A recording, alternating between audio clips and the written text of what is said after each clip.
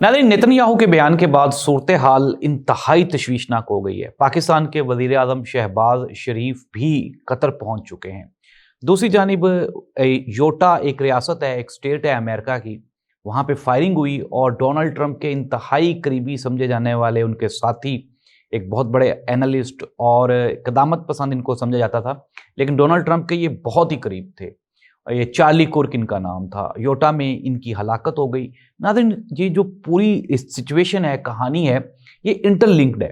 America, Israel, इसके अलावा Qatar और अब पाकिस्तान की एंट्री होने क्या जा रहा है, अगले 10 दिन इंतहाई अहम है। मैं हूं जाहिद अब्बास नकवी, आप देख रहे हैं हमारा social media channel. Middle east में क्या होने वाला है, अरब ममालिक क्या करने वाले हैं, और इसके साथ साथ कतर और इसराइल का ये जो कन्फ्लिक्ट है, इसमें आगे चल के क्या होने वाला है, जानेंगे हम आज के प्रोग्राम में। नाज़रीन, प्रोग्राम का बाकायदा आगाज़ करते हैं।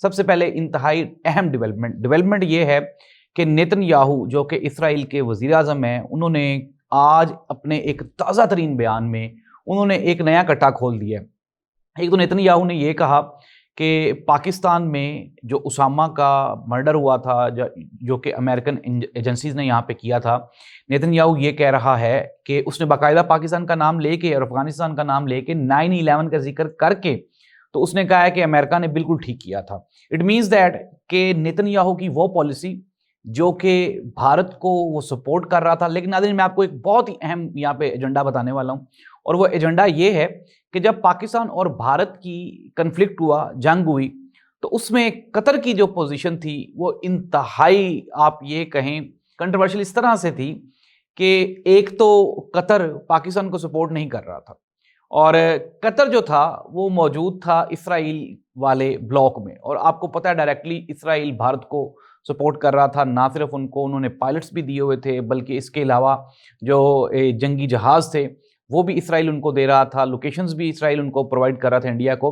तो कतर इसराइल के साथ खड़ा हुआ था। इट मीन्स दैट कि भारत, इसराइल और कतर ये पाकिस्तान के अगेंस्ट खड़े थे, और कतर ने अमेरिका से एक बड़ी दौलत खर्च करके, तो इन्होंने वहाँ से एयर डिफेंस सिस्टम खरीदा, वेपन्स खरीदे। लेकिन अब जब ये सिचुएशन बनी, तो कतर के ना ही तो अमेरिका काम आया और ना ही भारत काम आया। अब कतर को ये रियलाइज हो गया है कि अगर दुनिया में कोई ऐसा मुल्क है जो कि इसराइल को टफ टाइम दे सकता है, जवाब दे सकता है, या जिसके पास इस तरह की कोई टेक्नोलॉजी है, तो वो सिर्फ और सिर्फ पाकिस्तान ही है। और इसीलिए वज़ीर आज़म शहबाज शरीफ आज कतर पहुंच चुके हैं, और वहां पे जो दो तरफा ताल्लुकात हैं, कतर के ऊपर होने वाला हमला और इसके अलावा जो खित्ते की ताज़ा तरीन सूरत हाल है, उसको इंतहाई बारीक बीनी से देखा जाएगा। और ख़बरें ये भी हैं कि आने वाले चंद दिनों में जो कतर है वो ना सिर्फ पाकिस्तान से एयर डिफेंस सिस्टम खरीदेगा, बल्कि इसके साथ ही साथ जो हमारी आर्मी के बायलैटरल रिलेशंस हैं वो भी उनके साथ मजीद गहरे होने वाले हैं। इट मीन्स के अब वो जो रिप्लेसमेंट है अमेरिका की, वो पाकिस्तान करने जा रहा है, और ये एक पाकिस्तान के लिए बहुत बड़ी खबर है, बहुत बड़ी एक डेवलपमेंट है। अब हम आ जाते हैं अमेरिका को इसका क्या नुकसान हो रहा है। अमेरिका इसराइल का साथ दे के तो अमेरिका बुरी तरह से फंस चुका हुआ है। एक तो अमेरिकन इकोनॉमी दिन बाय दिन गिरती जा रही है, और ये जो टैरिफ वाला सिलसिला था उसकी वजह से भी ट्रंप के खिलाफ वहाँ पे इंतहाई तशवीश पाई जाती है अमेरिका में। और फिर दूसरा, ये जो इसराइल ने कतर के ऊपर अटैक कर दिया। अब कतर जो है वो अमेरिका का एक फ्रेंड कंट्री था, लेकिन इस हरकत के बाद और फिर ट्रंप ने इसके ऊपर कोई मौकफ नहीं अपनाया और इसको क्रिटिसाइज किया कतर के वज़ीर आज़म ने। और पहली मरतबा ये हुआ है कि कतर के वज़ीर आज़म ने इसराइल को दुश्मन मुल्क इसराइल कहकर पुकारा। इट मीन्स दैट कि आने वाले चंद दिनों में ये जो सिचुएशन है ये इंतहाई क्रिटिकल होने वाली है। Qatar, Israel, America. अब अमेरिका में क्या हुआ, ये डोनाल्ड ट्रंप के इंतहाई करीबी समझे जाने वाले उनके जो साथी हैं, योटा की एक स्टेट है, वहाँ पे एक गैदरिंग थी, और इस गैदरिंग में एक स्नाइपर ने जो चार्ली कुर्क, ये इंतहाई करीब समझे जाने वाले हैं डोनाल्ड ट्रंप के, उनको निशाना बनाया और उनका मर्डर हो गया। कुछ लोग ये भी कह रहे हैं कि ये जो कतर और इसराइल का आपस में कन्फ्लिक्ट था, उसका भी ये चार्ली कुर्क के साथ एक गहरा ताल्लुक था। नाज़रीन, अमेरिका में सिचुएशन अलार्मिंग हो रही है, आहिस्ता आहिस्ता ख़राब होती जा रही है। कतर ने अपनी जो पॉलिसी है उसको रिवाइज़ करने का ऐलान किया है। साथ ही साथ एक और बहुत बड़ी डेवलपमेंट है और वो ये है कि अरब ममालिक ने इसराइल के इस इक़दाम को ना सिर्फ उन्होंने उसको अपोज़ की है, बल्कि इसके ख़िलाफ़ सख्त एक्शन लेने के लिए भी उन्होंने तैयारियां शुरू कर दी हैं। अब होने क्या वाला है मैं आपको ये बताने जा रहा हूँ।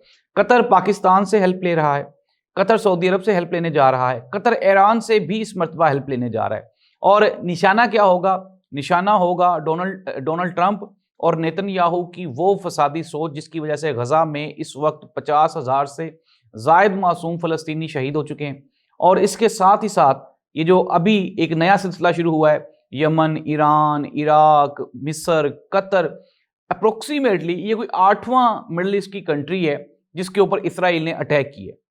यानी कि एक एक करके अब इसराइल अपने जो दुश्मन हैं उनको बढ़ाता जा रहा है और ये जो खित्ते की सिचुएशन को ये चीज़ मज़ीद ख़राब कर रही है। नादरीन, हमास को और इसराइल को ये टॉकिंग टेबल पे लेकर आए थे यहाँ पे कतर वाले।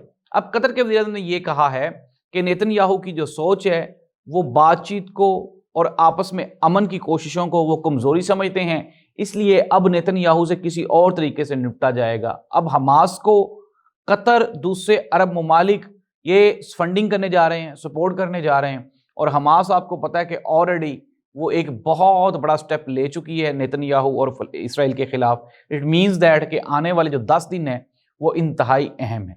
नाज़रीन, ये थी मिडल ईस्ट की खबरें। उम्मीद है आपको प्रोग्राम पसंद आएगा। अगर आपके पास इसके रिलेटेड कोई इन्फॉर्मेशन है तो नीचे कमेंट में जाके आप ज़रूर शेयर कर सकते हैं। अल्लाह इस मुल्क का, इस कायनात का हामी नासिर हो।